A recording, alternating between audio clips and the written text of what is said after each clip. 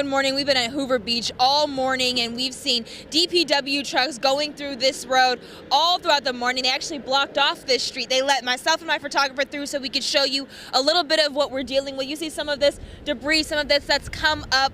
Some of this was in the street. A lot of this has been moved to the side onto the lawn, and we have seen trucks all over the place. In fact, most of the rocks and the wood, all of that is being cleared up right now. We actually spoke to a few people who were driving by to see their homes.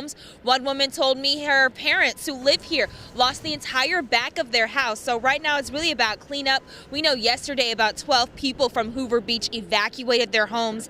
Just as a precaution, we're told there were no injuries, but as I mentioned earlier, crews are still making their rounds to make sure everything is okay. We heard from National Grid. They'll have crews out all throughout the day. We were also told by a representative some Canadian crews have been called in to assist.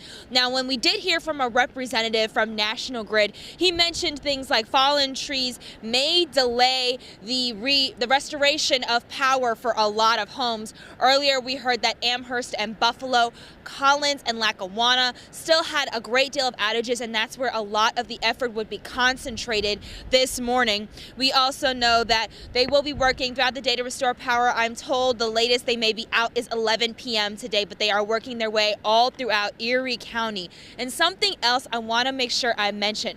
For those of you who do not have power, there are some resources being made available. A tweet was sent out earlier today from Erie County Executive Mark Poloncarz. Poloncarz said that from noon until 6 p.m. today at the JFK Rec Center on Hickory Street in Buffalo, dry ice and bottled water will be handed out to people who need it. That is from noon until 6 p.m. So we wanted to make sure we got that information out to you all as well. We know there have been some school closures. Earlier there were some road closures, but mostly what we're seeing out here is crews trying to clear away the debris, and some people who are able to get on the street checking in on their homes if they are able to. We'll be sending out updates, tweeting, letting you know as much information as we possibly can. In the meantime, I'm going to send it back to you from Hoover Beach. I'm Karis Belger for Channel 2 News. All right, Karis, thank you for the update. And while no place was spared, we also saw a lot of flooding and damage in the city of Buffalo. Overnight, we learned from Buffalo police that crews responded to about 55 reports of downed trees.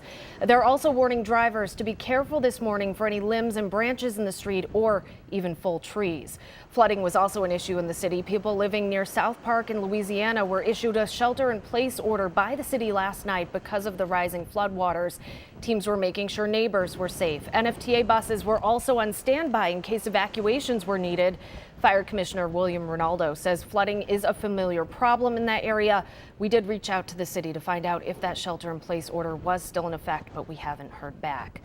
And we had the chance to see the impact of the storm all across our area thanks to your viewer photos. If it's safe, you can snap a picture and share it with us on social media. Just make sure you use the hashtag #Beyond2, or you can text the picture to us to 716-849-2200. And remember, you can always get news and weather alerts on your phone throughout the day through the free 2 on Your Side app. If you do lose power, you can also watch our newscast live on the app.